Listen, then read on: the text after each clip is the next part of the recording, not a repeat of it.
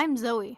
I'm Alper. We are Aspire students in the 2017-2018 class. We are going to be your narrators. I've been wondering about this thing. What is it? Well, what is a Little Free Library? A Little Free Library is a small community bookshelf where you can go and take books and give books for free. Oh, so like these examples I've been seeing all over the city? Yeah, you got it. For example, there are Little Free Libraries in about every state that any community can benefit from. Awesome! Help us!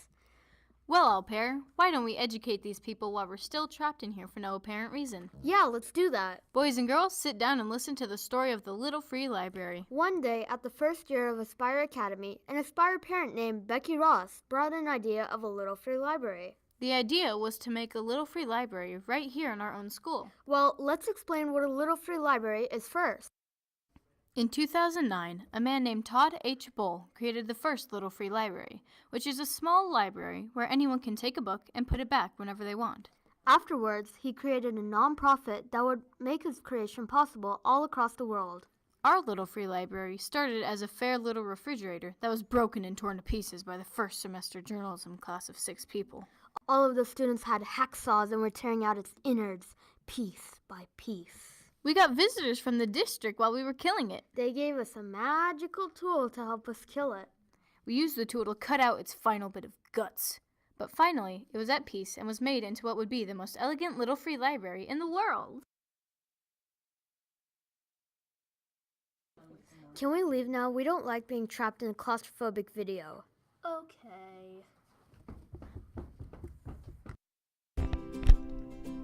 My name is Denise Stange, and my digital story is about Paz de Cristo, a volunteer organization here in Arizona.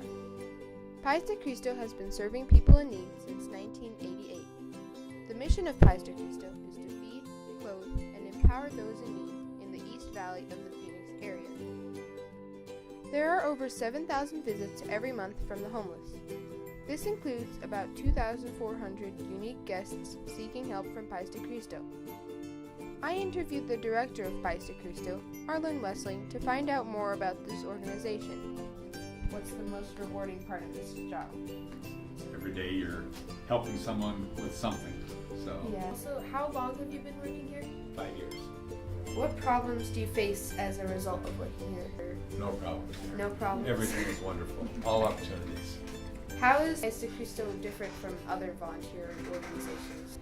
Well, for one thing, we have a lot of unique programs. We're the only place in the East Valley where you can get the evening meal on a regular basis. We're the only place the homeless can get a shower.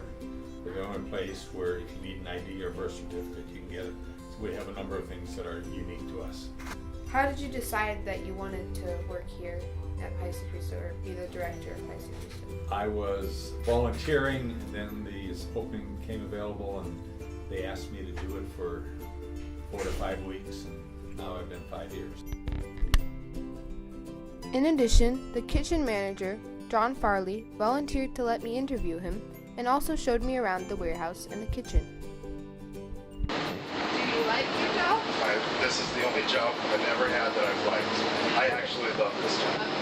Hard work or like? It definitely can be hard work. We're lifting 50 pounds 100 times a day, loading stuff from our truck to our freezers to our walk-in coolers around the warehouse. It's a lot of lifting, a lot of running. What's the most rewarding part? You know what, the most rewarding part is at the end of the night when people are leaving and they thank us for the meal, and the gratitude you see from our guests when they're finished with their meal. That is the most special thing. How long have you been here? I've been here 10 years. I also went to Paz de Cristo to volunteer at a dinner service, and the experience I had was amazing. Helping out the homeless gives you a sense of accomplishment and contribution to the world. Even if you're just there for an hour or two, the homeless are still grateful, and you feel so much better because of that. There are many different ways to help out at Paz de Cristo, and they all contribute to the cause in their own way. The first way to help is to volunteer at a service by creating an account at pazdecristo.org and signing up for an event in advance. You can also sign up for a monthly email that shows all of the available slots. Another way to help at Paz de Cristo is to donate money. You can make your donation online by filling out a form. Volunteering is a fun thing to do in your free time. If you know you have nothing to do one weekend, check to see if there's a slot open for Paz de Cristo. If you don't have time to volunteer, please donate to Paz de Cristo. Any amount of money can help.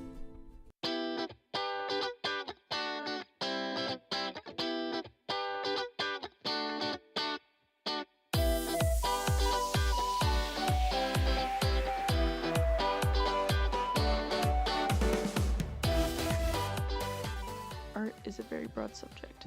It includes forms such as drawing, sculpting, dancing, and singing.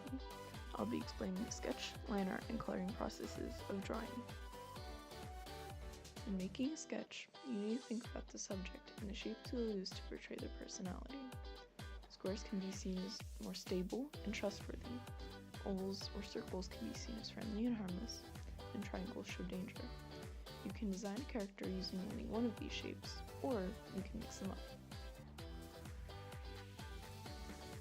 Once you've finished with your sketch, you need to do your liner. This is your final version, so you want to add all of the little details when doing it.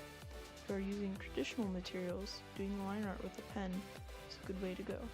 However, if you're doing line art digitally, you have a few choices.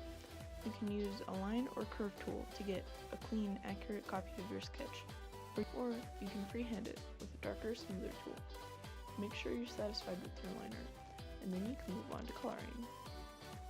Coloring is extremely difficult to master. Sure, you can just pick up random colors and make sure you stay in the lines, but it won't look professional. The first step to coloring more professionally is to use less saturated colors.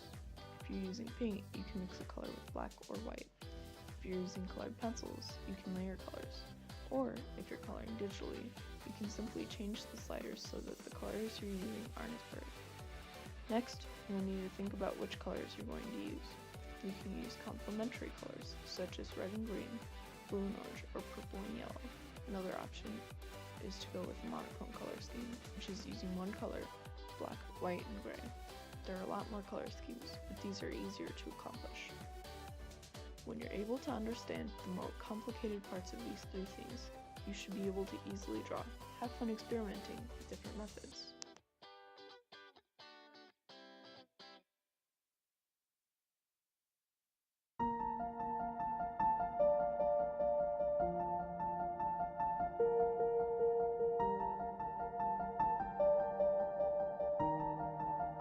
Welcome to the Frida Kahlo and Diego Rivera video. I shall talk about the lives of Frida Kahlo and Diego Rivera. On September 4th, 2017, the Heard Museum opened up an exhibit on Frida Kahlo and Diego Rivera, featuring some of their artwork, photographs, and some of Frida's clothing. The exhibit was rare. It was the first time the exhibit ever visited the United States, let alone Arizona. First, in case you don't know who these artists are, let's talk about them.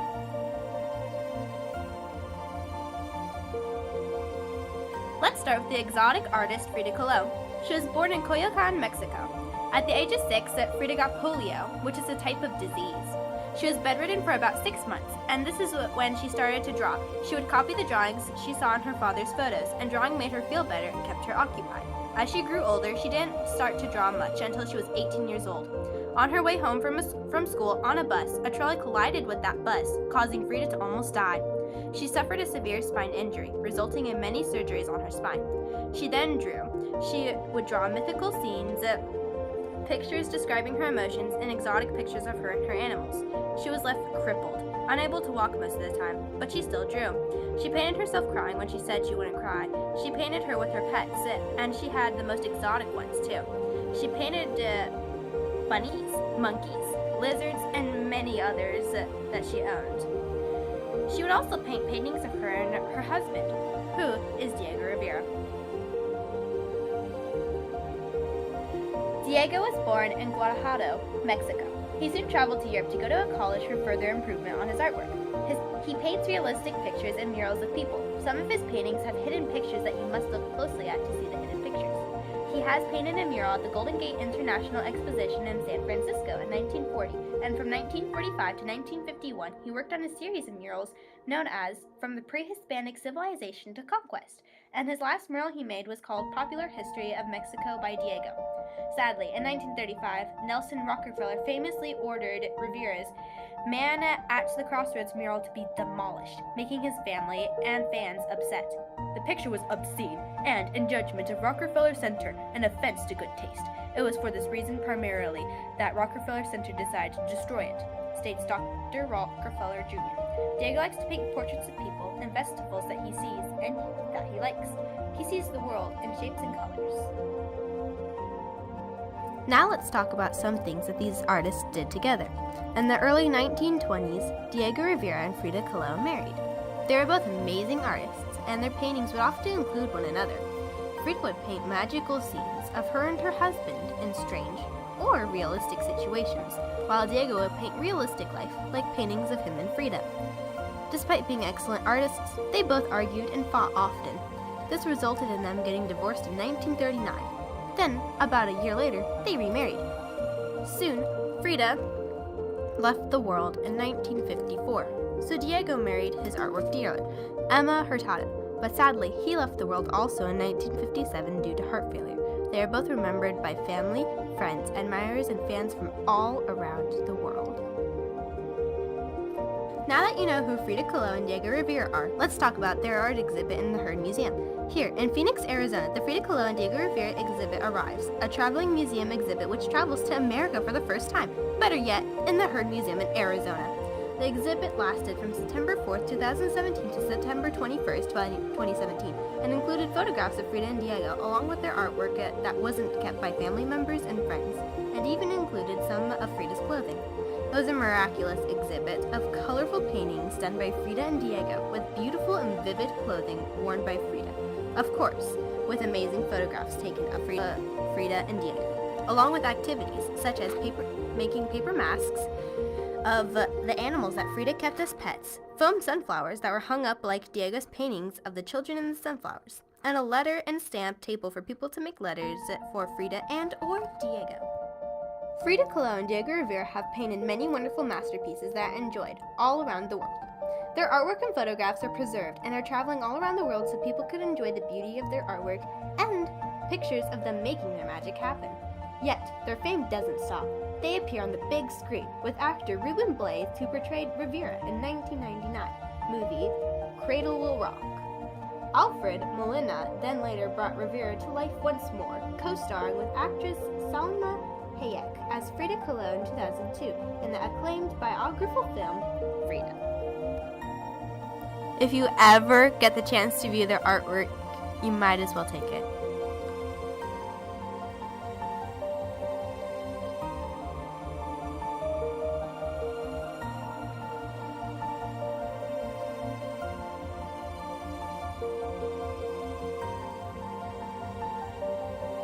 Art in Tempe by May Felty.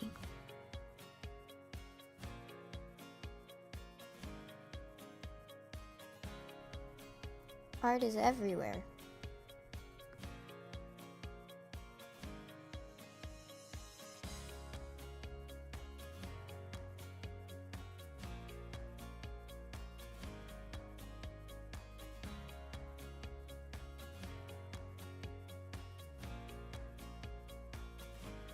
The following pictures are a few examples of art in Tempe.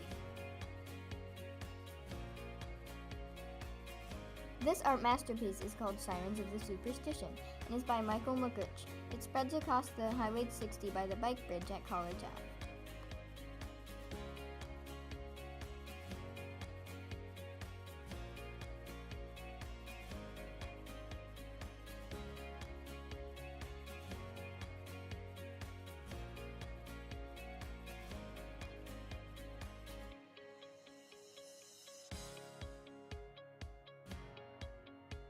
This artist's work makes you feel like you're flying along with the sirens, even if you're riding a bike or walking by.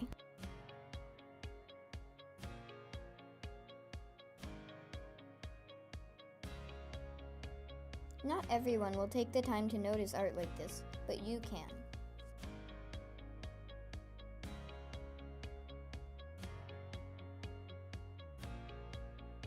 The next piece of art is located on a wall on Mill and Broadway.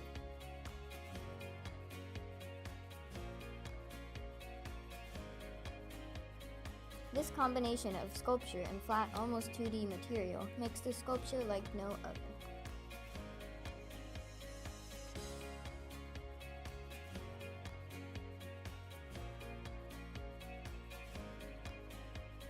If you look closely, the bottom part of the wall is a mosaic made up of tiles, patterns, bowls, sculptures, and much more. This piece of art opens up a new world that can be seen through just a car window or by walking by.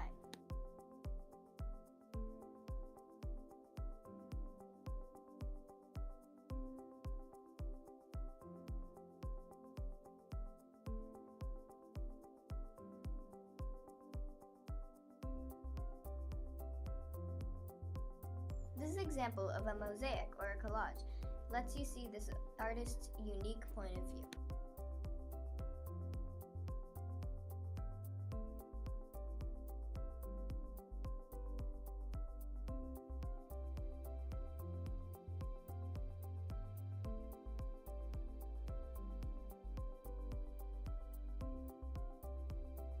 A few more examples of art in the community. This sculpture is at 13th Street and Mill.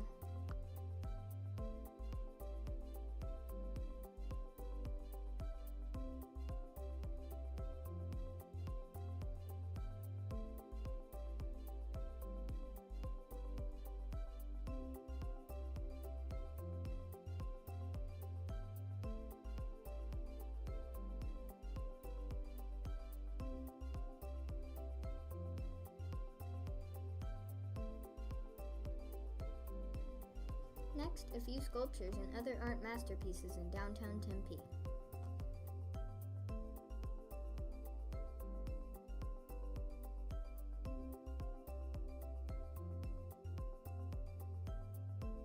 There are 3 small rabbits hiding around Tempe. If you look closely, one day you might spot one of these rabbits.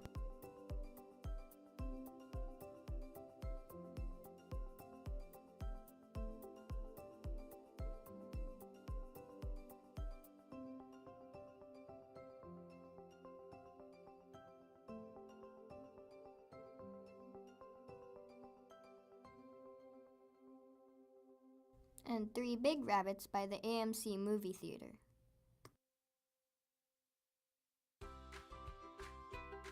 These rabbits are a lot easier to spot than the smaller ones. They could make a trip to the movies more exotic and exciting.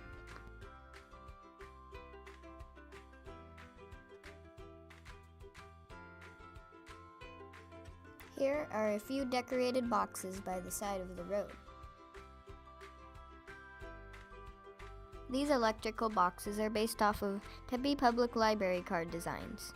Finally, one of my favorites, the sculpture by the Corner Bakery Cafe. This sculpture's combination of art and a feeling of peacefulness makes the Corner Cafe Bakery unique in its own way.